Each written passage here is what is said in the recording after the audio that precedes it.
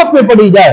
اس کے بعد حضور داتا علی اجمیری فرماتے ہیں جب علم حاصل کر لو, اللہ اور اس کے رسول سے عشق کر لو, محبت کر لو, تو پھر فرمایا اللہ کی مخلوق سے محبت کرو. اللہ کی, میں نے کہا نا کشف المحجوب جھنجھوڑتی ہے. علم پڑھایا, رب اور اس کے رسول سے عشق کرایا, عشق کرانے کے بعد اس کی مخلوق سے محبت کرائی. مخلوق سے محبت کرو. اچھا, ان ساری باتوں کا ایک دوسرے سے تعلق ہے, ساری باتوں کا تعلق. علم, عمل, عشق کے بغیر کامل نہیں. اور یاد رکھیں عشق خدا ہمیں یہ دعوت دیتا ہے کہ میری مخلوق سے پیار کرو. میری, جو اللہ کی مخلوق سے پیار نہیں کرتا اللہ بھی اس سے پیار ہے. یہ حدیث کا فیصلہ ہے. یہ اللہ فرماتا ہے تم میری مخلوق پہ رحم کرو, میں تم پہ رحم کروں گا. اللہ فرماتا ہے تم میری مخلوق کے عیبوں پہ پردے رکھو, میری قیامت کے دن میں تمہارے عیبوں پہ پردے رکھوں گا. مخلوق سے کانٹیکٹ دیکھیں, ہونا چاہیے یہ تعلق, محبت ہونی چاہیے. اور آقا علیہ الصلوۃ والسلام کے سامنے ایک ایسی خاتون کا ذکر ہوا جو نماز بھی پڑھتی ہے, رب کی رضا میں رہتی ہے. آقا علیہ الصلوۃ والسلام سے پوچھا گیا یا رسول اللہ عمل والی جنتی ہے. فرمایا پڑوسیوں کے ساتھ, رشتہ داروں کے ساتھ, محلے والوں کے ساتھ, اللہ کی مخلوق کے ساتھ رویہ کیسا ہے؟ عرض کی یا رسول اللہ بڑا برا ہے.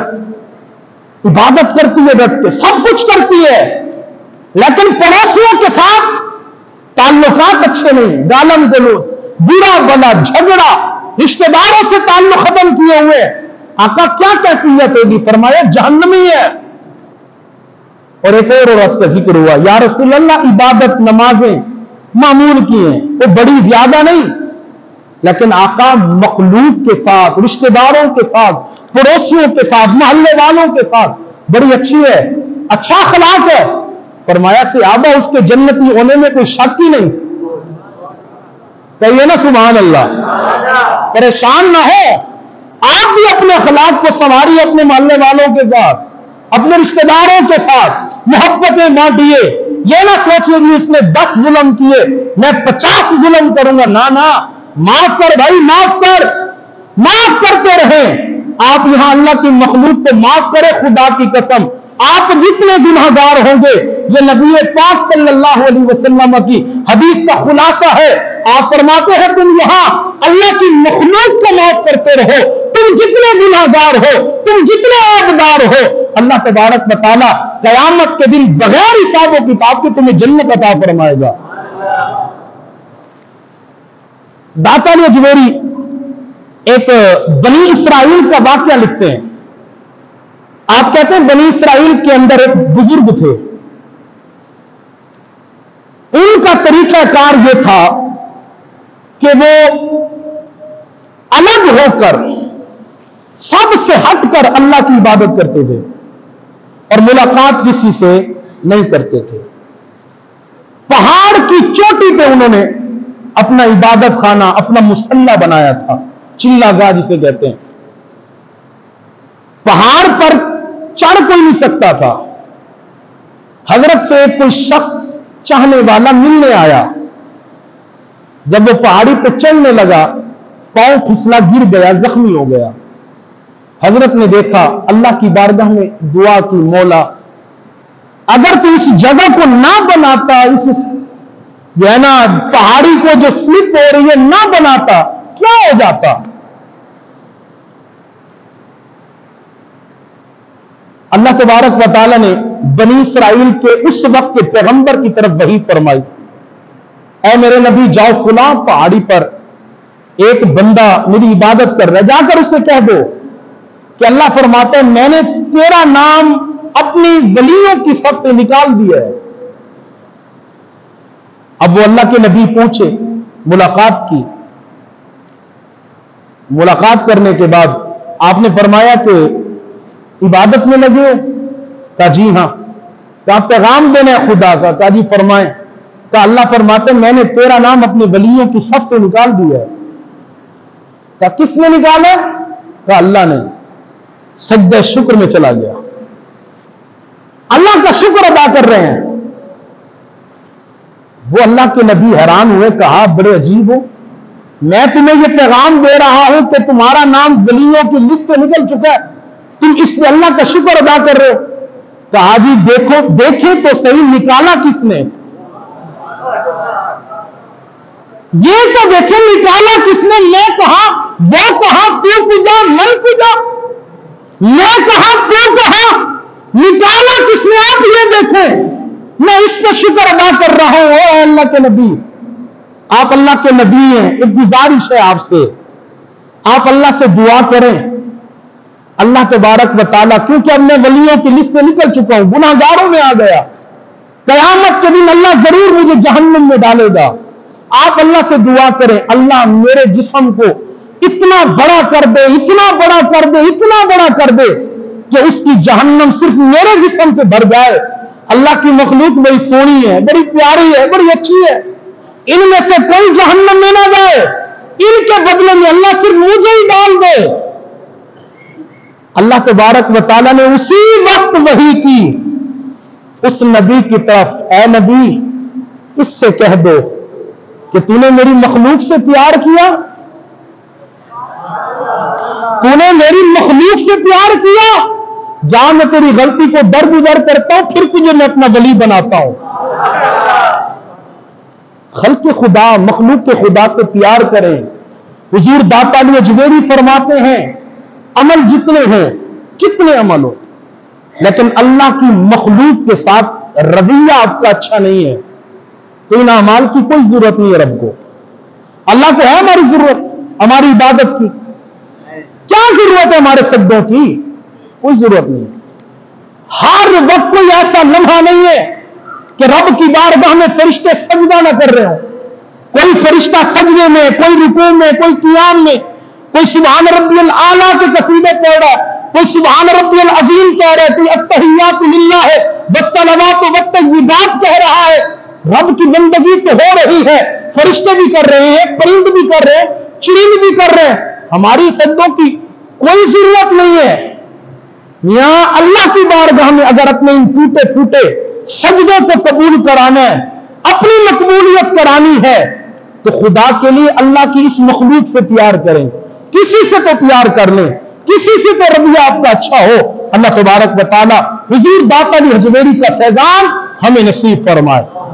آخری بات, حضور داتا علی اجمیری کی شان اور آپ کے فیضان کی گفتگو ختم کرتے ہیں. بڑی مشہور بات ہے, داتا علی اجمیری رحمت اللہ تعالیٰ علیہ کے آپ کا مزار کا جو احاطہ ہے, اس کے اندر ایک قبر ہے انگریز کی, ایک قبر ہے انگریز کی. وہ انگریز کون ہے؟ یہ میں فیضان داتا علی اجمیری پہ بات کر رہا ہوں.